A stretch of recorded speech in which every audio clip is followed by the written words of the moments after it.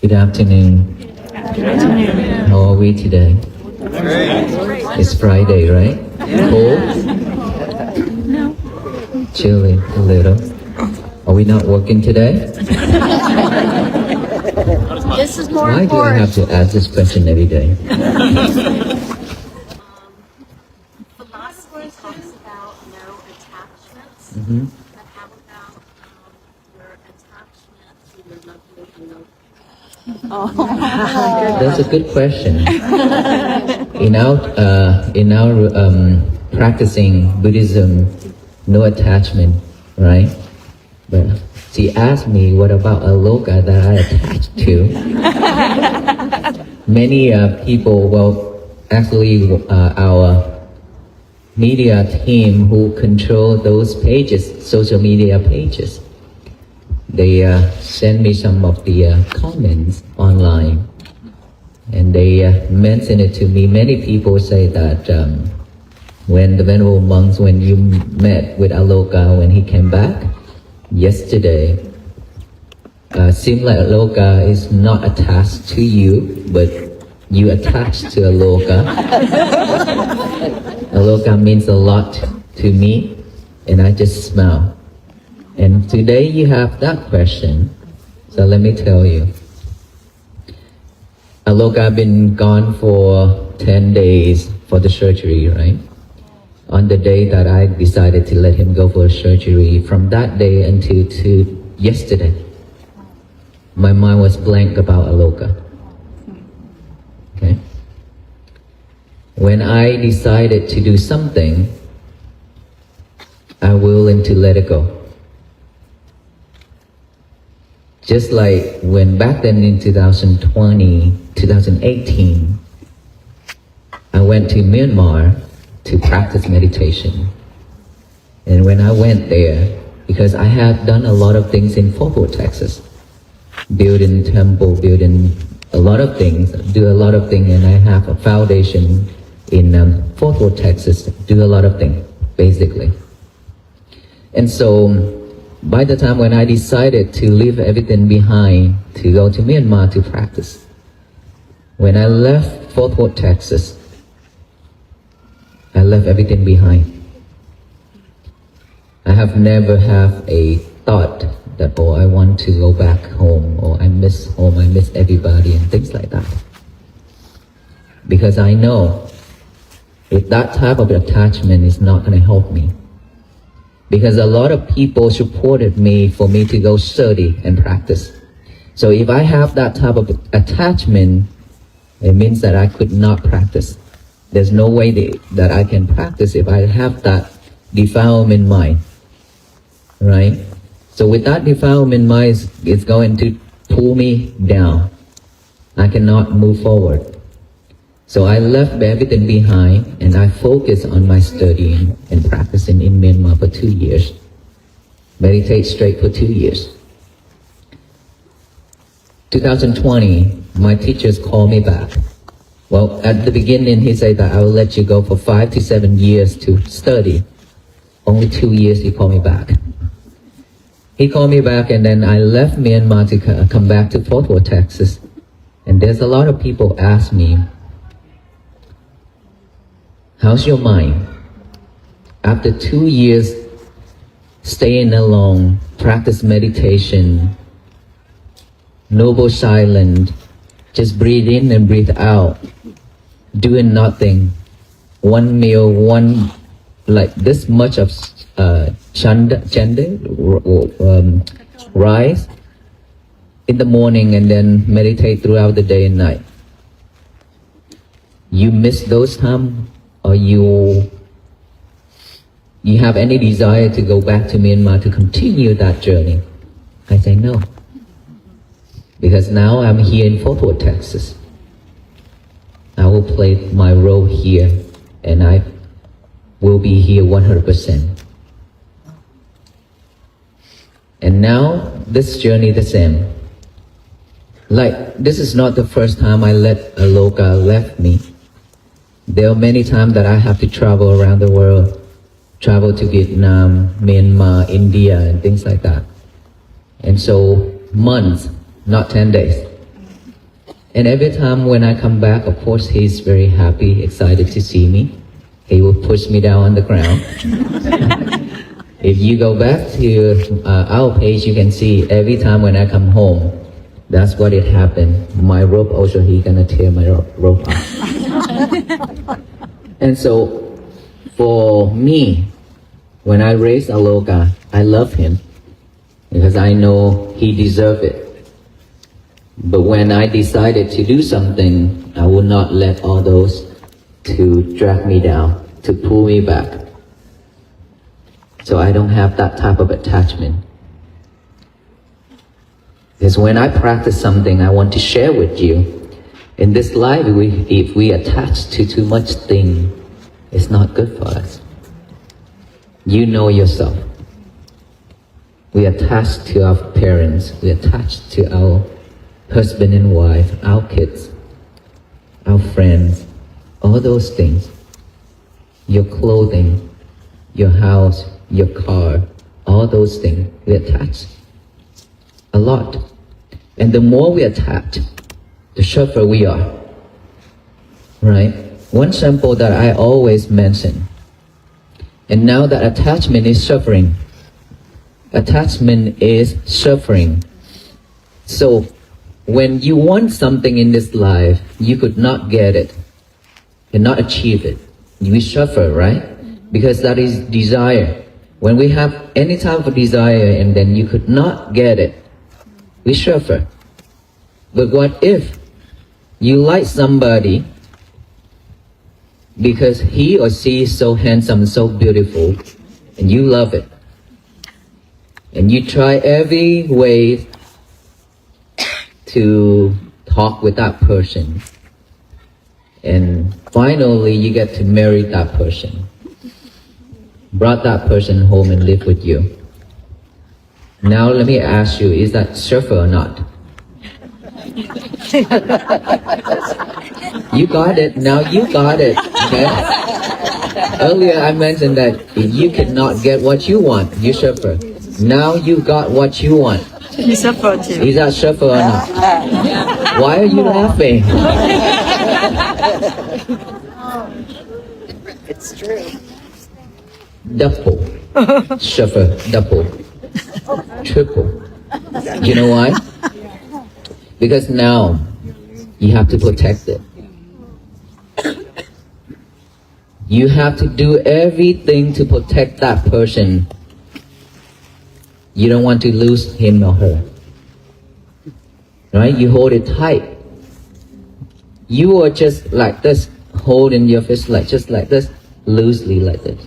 But somehow when you marry one person who you love a lot too much, and then you hold it real tight, trying to hold your fist, you see if you hold it tight, are you tired or not? Same way, if you hold somebody too tight, it's because you have to protect that person. You're afraid that she or him, he gonna leave you. Somebody gonna take him or her away from you, which one day she or he will leave you, regardless how much you protect it, how much you hold it. That is a type of attachment, right? The more you hold it tight, the tighter you are, the suffer you are. And so one day, that person left you. We suffer way, way much. A lot more than usual. So we suffer double, triple. So who's in here in this crowd that been doing that? There you go. Honesty. We did. We protect the person who we love. We don't want to lose them. But impermanent. Either he or she will die. Either you broke up with her or she broke up with you because we don't have the same voice. Or either somebody else is better than us. Who knows? But everything's are impermanent. So if the more we expect, the more we suffer. So check ourselves to see if you hold that person way too tight. If you do, lose it a little bit. Whatever that you hold it too tight, it tends to lose, to go away from you. Because the more you hold it tight, the more your mind is not purified. Your mind is always thinking, oh, she's probably cheat on me. She probably talk with somebody right now. And why is she coming home so late? Things like that keep popping up in your head. You created it yourself. Is that right? She didn't do it, but you created it in your head like that. And one day she get upset. She go ahead and do what you expected it. What you thought in your head. And everything broke. Right? That is our human mind.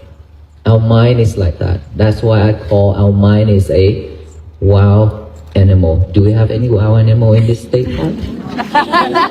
Yeah? Yes. Okay. Well, we have a lot here. I have my wild animal inside of me. We all have one. Not just one, many. Imagine in this world, as many wild animals in this world, we have everything in our world, inside of our head, our mind. Okay, that animal just keep thinking about bad things. I have no clue why, but we always think about bad things. And when we are free, have nothing to do, we tend to do bad things. That's the human mind. That's why I call monkey mind. That monkey mind is not staying at one place, keep jumping back and forth.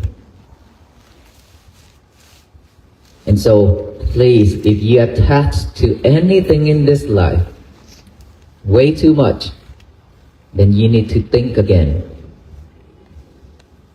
Try to lose it. Try to relax. Relax yourself. It will help you. Okay? Just like in our Asian, when our parents die, we cry a lot. Do we cry when our parent die? It's different with India. India people, who's in India? Okay, many. Why are you so many here?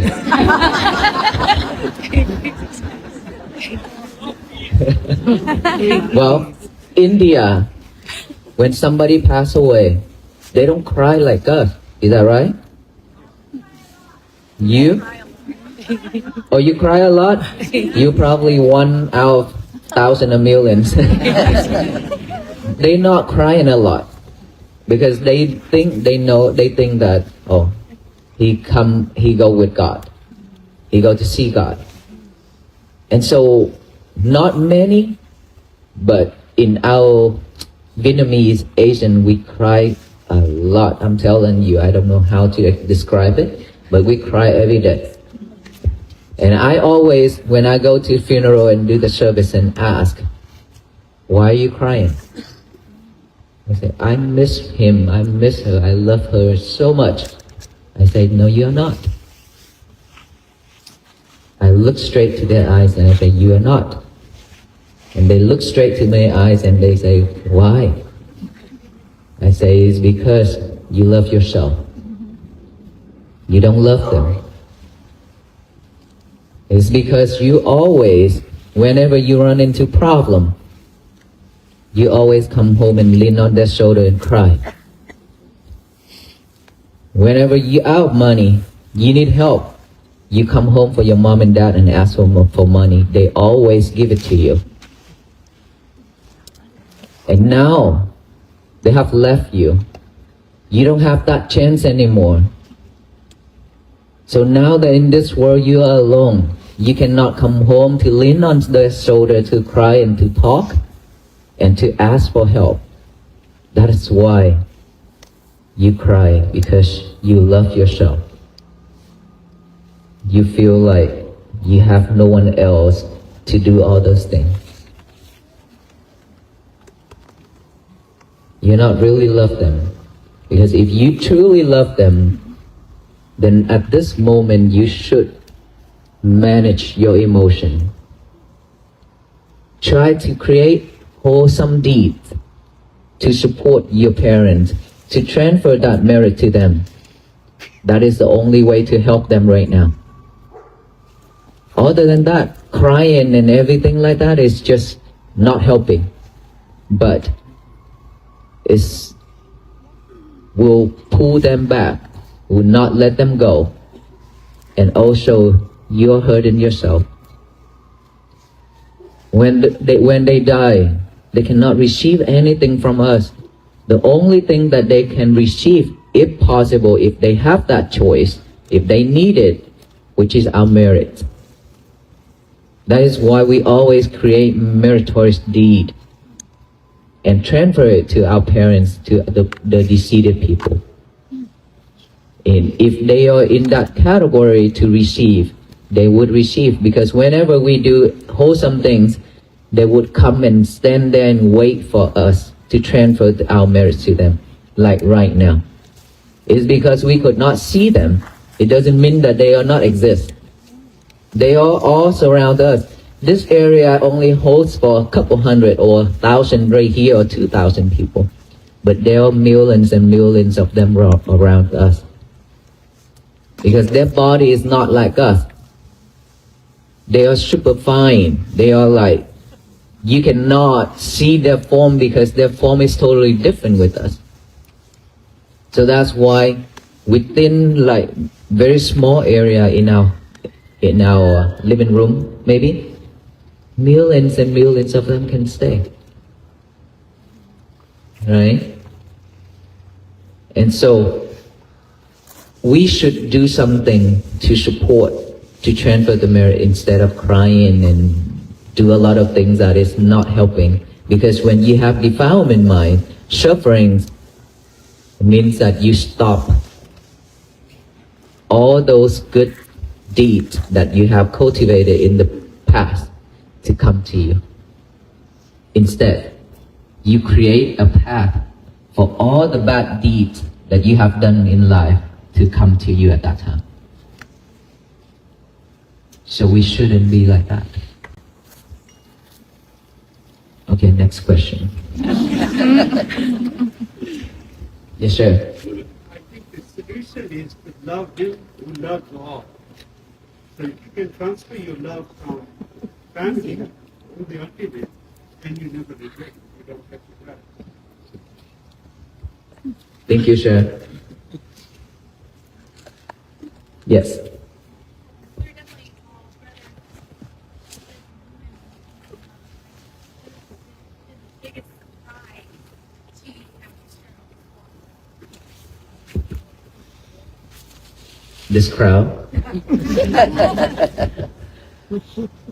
Like I mentioned that when I started this walk, I had this thought about almost 3 years. Oh, I want to do something to support our people. And for the last 3 years, I keep thinking about this and how and when can I start? And who should I invite? And then for the last 3 years, I just keep thinking about it. And then just last year, 2025, and I speak up to my master and I said, this is what I really wanted to do. And I think this is the time that I should do this. And my teacher said, okay, go ahead. Go ahead. It's okay. And then I started this walk. At the beginning, I was like, probably not a lot of people will support this mission. This is the Western world. Not many people knows about Buddhist monks. Because at my temple in Fort Worth, Texas, even the neighbor, they don't even know that it's open to public. and they thought it's a restaurant.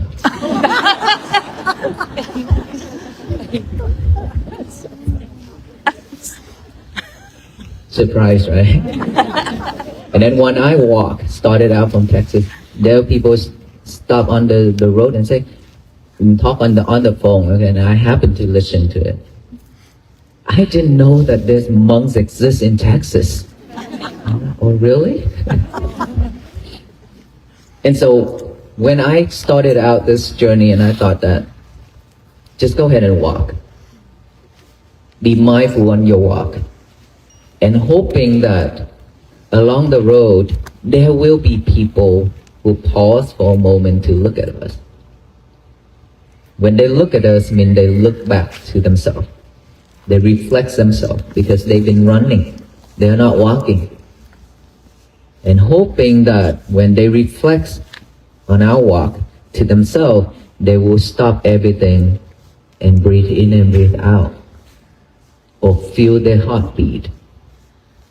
Or feel the breath.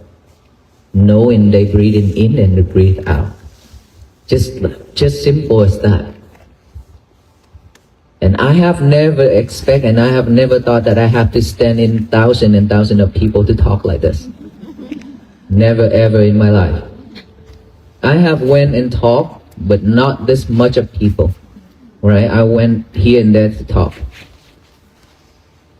But here we go. When we enter into Louisiana, then Crouch Grove, and then Georgia, and then Alabama, South Carolina, and here North Carolina. And when I enter to North Carolina, and all the people in North Carolina don't have to go to work. They can go every day.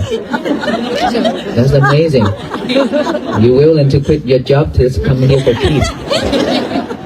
Every day. Surprise.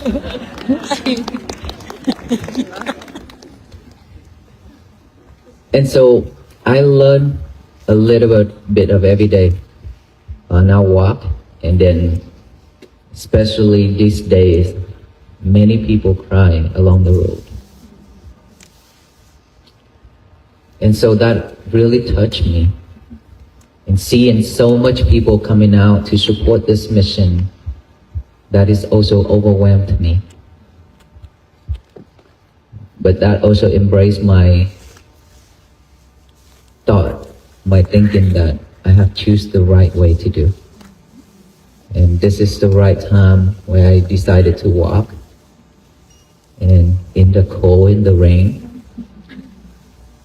And I was surprised there's day that it's raining too, and people just standing in the rain and listen. It means that we suffer a lot. When we suffer a lot, then if somebody talk about peace, doing something for peace, then we will go all in for it. Then this is what happened. We should help ourselves. We should love ourselves more. Don't be a slave for money, for the others people anymore. We deserve better. We deserve to have a better life. As a human being, we don't need to suffer like this. But of course, in this world, there are so much things around us. Of course, we will be suffer this and that. But if we know how to manage our feelings, our emotions, we wouldn't suffer that much. Myself and all others monks as well. We also have feeling. We have our heart. We have everything, right? It's just the difference is that we practice mindfulness daily. So we know how to manage our emotion, our feelings when things come. We are not reacting that quick, that easy. So ask ourselves, how much now you've been sidetracked? That is not mindfulness. See, so simple and easy. You get yourself sidetracked, then that is why suffering is being with us.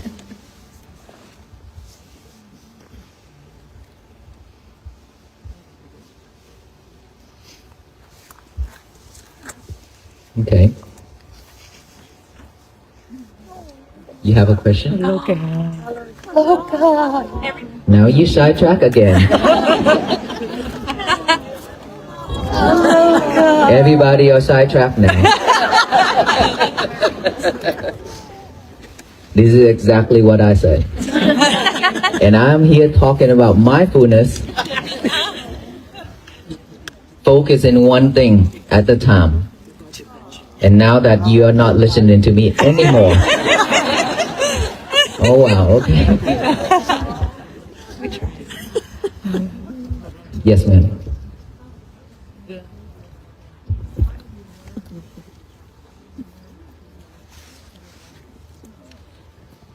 How do we learn to detach and be mindful? So we know about attachment already, right? We know that really well. But how do we detach? How do we practice mindfulness?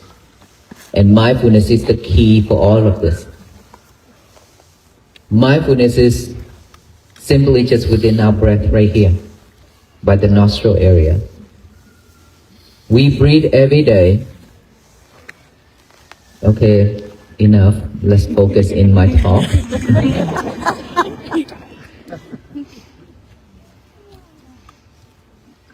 Within our breath, we breathe every second to survive, to live.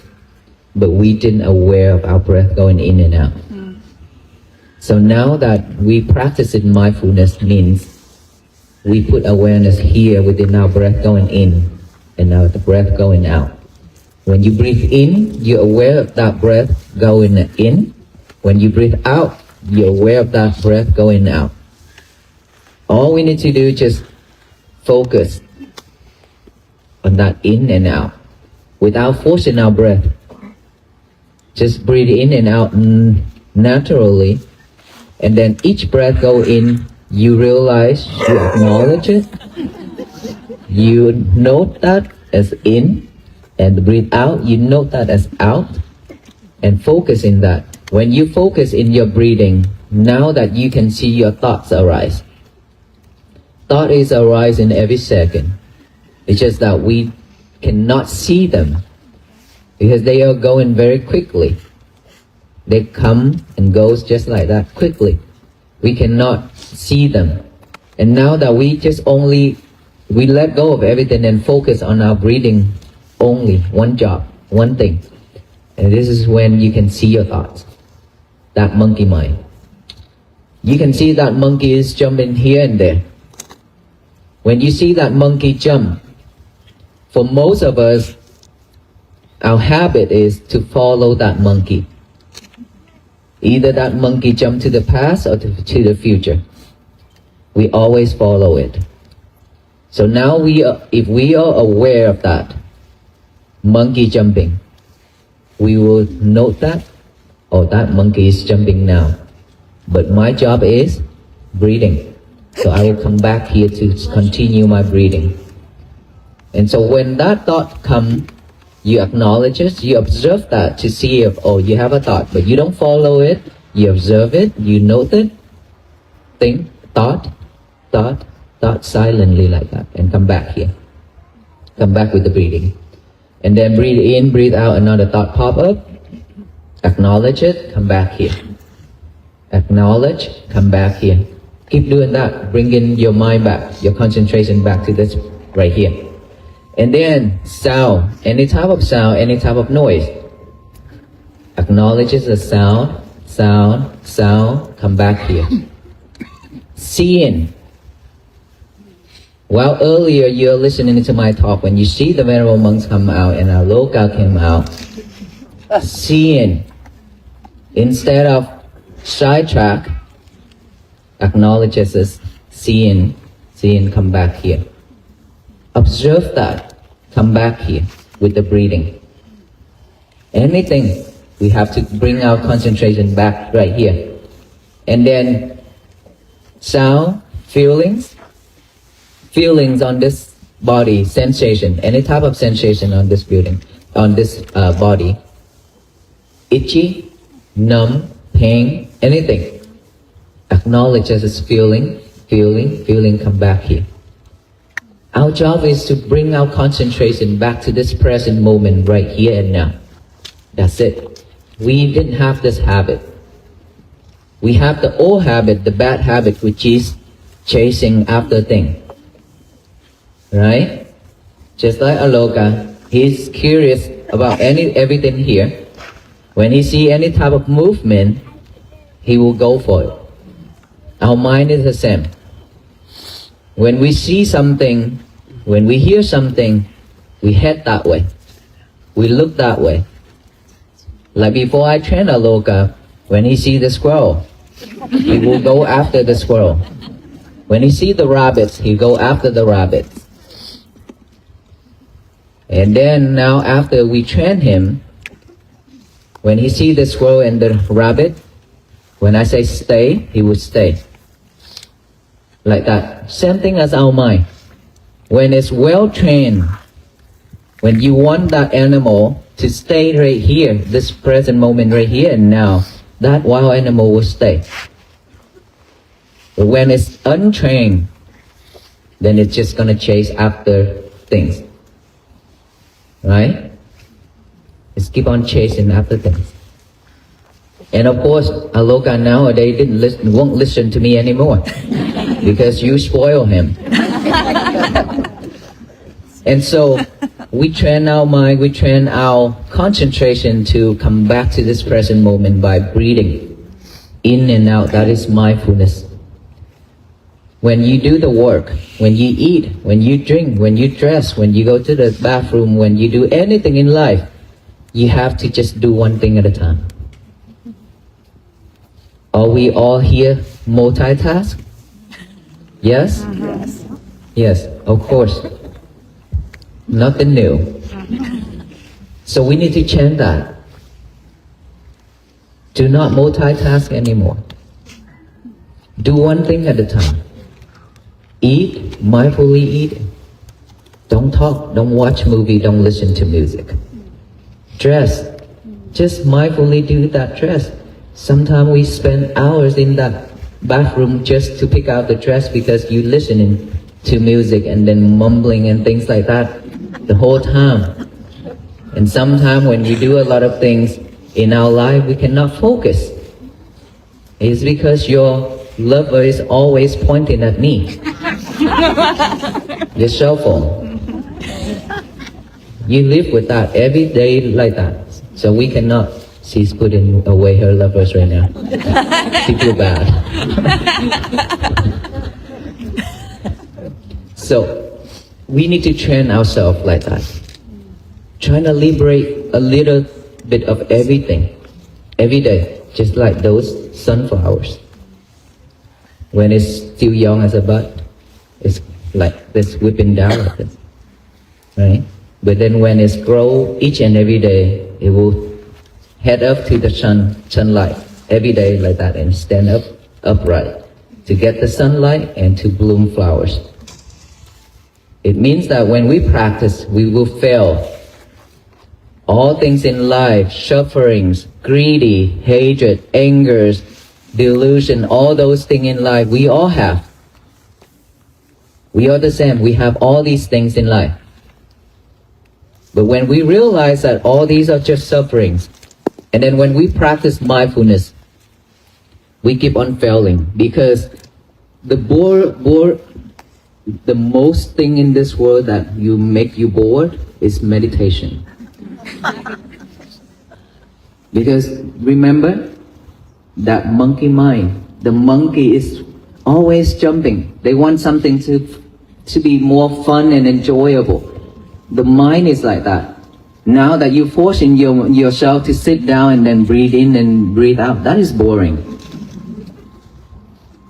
But when something, what's going on? You bored with your breath before? No? So when we forcing ourselves to do something that our mind does not like, then it tends to go to sleep. So at the beginning when you practice, a lot of the time you'll fall asleep because you are not mindful with your breath. And our mind is like that, but nothing wrong with it. As long as you realize that you already asleep, then you need to wake up and come back here again. That is how we train ourselves to bring it back to this present moment every time. When you realize it, come back right away. When you realize it, come back right away. It doesn't matter how long. Even if you set your time for 1 hour meditation, you spend 59 minutes of sleeping. It's okay. With that last minute, you realize that you slept. You in the deep mode of sleeping. It's okay. Wake up, come back here. You still got 1 minute left. It's okay. 1 minute per day. Gradually, you master your mind. You can be an expert on breathing for yourself. Because at the beginning, like I said, always we encounter a lot of problems. And this is the most difficult time for the practitioners because they will feel like, I don't see the result for myself. Probably this method is not meant for me. Or he teach something is not right. It's because we expect the results. And to tell you what, the more you expect, The more you suffer. you will never get the results. You suffer with it. You will fail because of expectation. No expectation when we practice anything. Just keep doing it. Be mindful with it and believe in yourself that you can do this. Okay? So it means that every day we need to practice every day. That means when we change in ourselves, and then just like that sunflowers keep rising upright to head to the sun, to get the sunlight and bloom. Like us, one day we will stand upright and wisdom will rise. But you have to believe in yourself, you have to put effort into it. And patience. Without this, we cannot make it. We will go back to our old days, which I hope not, because a lot too much already. Let us not go back to our old days anymore. 2026 should be the most beautiful year, important year, and we have to become a new person in this year. Otherwise, we regret. Because this world, time is not going to wait for us. Okay? Any other question? Yes, sir.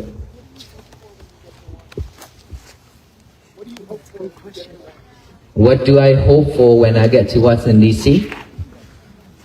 I hope that we can go home safely. When we get to Washington, D.C., we spend 3 days in Washington, D.C. A lot of people ask me, what will I do in Washington, D.C.?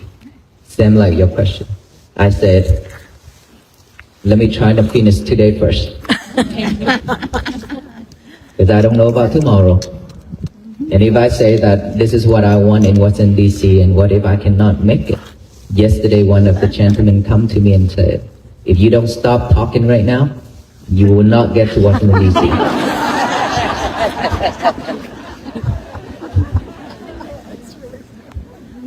It's raining.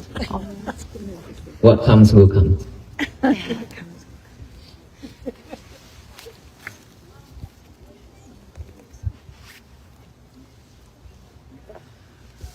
It's raining. What do you do about a parent getting an illness? What do we do when our parents get an illness? You know, when we have this physical body, nobody can escape from illness. I do have illness. A lot of us here also have different type of illness, right? When we have this body from being born, aging, illness, death, these are the 4 type of sufferings, the truth that all beings will have to go through. Right? So illness is one of the suffering things in this lifetime. is regardless of our parents or ourselves or our loved one or our children. But here's one thing that we could do. Of course, this physical body, the doctor will handle that for us already, right? They will have all kind of treatments and medication to support. But for ourselves, we cannot do that because we are not doctor. But we could do something to support, which is the mind. Be honest with you. When the doctor says you only have 7 days left in this world, when you receive that statement, when the doctor tells you that, how many days we have left? What do you think? How many days? Today we have. Most of the time, we don't have 7 days. Maybe 2-3 days. You know why? It's because of the mind. It's pulling this body down rapidly. The mind is super important. It can either lift this body up or pull this body down all the way. It's because when you receive that statement and you freak out, you scare. Because everybody's scared, afraid of death. Right? And because when we scare, this mind is dropping down all the way. And it have nothing to support this body. That's why we die quicker, faster. So the only thing that you could support our loved ones, that I always share, that you have to have a really strong mind. Don't cry. Instead, be strong. Remind your parents, breathe. If you have encountered with me on the road, when you cry and you could not stop, that I stop in front of you and I said, breathe, take a deep breath. And then when you took that deep breath, you calm. If any of you have encountered that incident when you met with me on the road, that I always remind, take a deep breath. So taking the deep breath or doing the breathing method is very important. Very, very important. Instead of worrying, now we still die, or anyway, if we worry, we breathe, we still die. But rather you breathe or you scare or you're afraid or worry. Breathe, because that can either change your life or that can also support us to have a better life next life. So we should only choose breathe, right?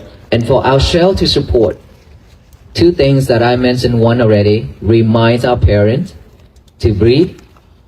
If they cannot breathe at that time, give them something, a mala, a prayer, a bracelet, anything. Tell them just to focus on one beat.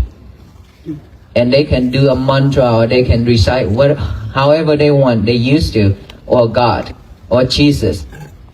They just one beat, recite that, one word, and focus in that. That's enough. If they can do breathe, wonderful. If they cannot, do that beat. As long as they can concentrate, that will help them. Another thing, loving kindness from you. Loving kindness to share with the person who in critical condition. Let's say for Venerable monks, we always do like this when somebody's sick, and then the people will send an image of that person. So that is why when somebody asks to do the prayer, I say, give me the picture. Okay, so we look at that picture and we radiate the metta, which is love and kindness, to that person every day. That is a way to support. Love and kindness is very important, very strong, very powerful. But you have to have love and kindness first before you radiate it to someone else. Means you have to practice it. May I be well, be happy, be peaceful. All you need to do is just practice this every day. Just sit down and relax. Before you do the breathing, you can also do this loving kindness. Okay, sit down, relax. Imagine of your face right in front of you, this far. Close your eyes, relax, and say silently, recite silently, may I be well, be happy, be peaceful. May I be well, be happy, be peaceful. Keep doing that until you feel calm, until you feel relaxed, cool, with joy. That is when you have loving kindness within you. And now, you think of that person, your parent. May my mother be well, be happy, be peaceful. Her face is right here, even though you close your eyes. Imagination, okay? May she be well, be happy, be peaceful. Keep doing that, keep doing that. With that power, it will radiate it to her. She receive it, that can also support her to go through her difficult times. So those are the two things. Remind her, remind them, and to do the breathing or recite on the beat. And then yourself, you can support by radiate metta, loving kindness.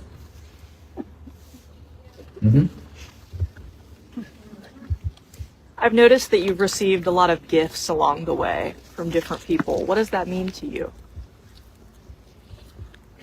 A lot of gifts, either mala, either beads, either pins, cards, postcards, thank you notes, a lot of thank you notes from kids, from adults, everything. And we have them all. We collect them and we keep them all. And yesterday I just did a short video because people requested it to show those cards, because some people ask about it, afraid that we're gonna trash them all. So we kept them all in the box. So maybe later we will have a exhibition hall or something at our temple. This is something that is so beautiful to me. Imagine that a stranger's writing a letter of thank you note to a stranger. This is something unusual. So it means a lot for our venerable monks. This also support us, telling us that we are not walking alone. We have all of you walking with us in spirit. So we are not alone. Even if we encounter freezing weather, we still gonna be warm because all this love. So we appreciate it so much. Even just a very little bit of things. Some people just handed me a piece of brick, broken brick, a piece of rock.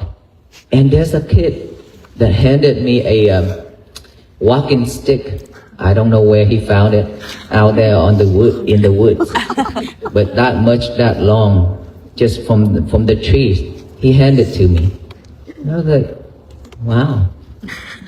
This is something new. I have never received before.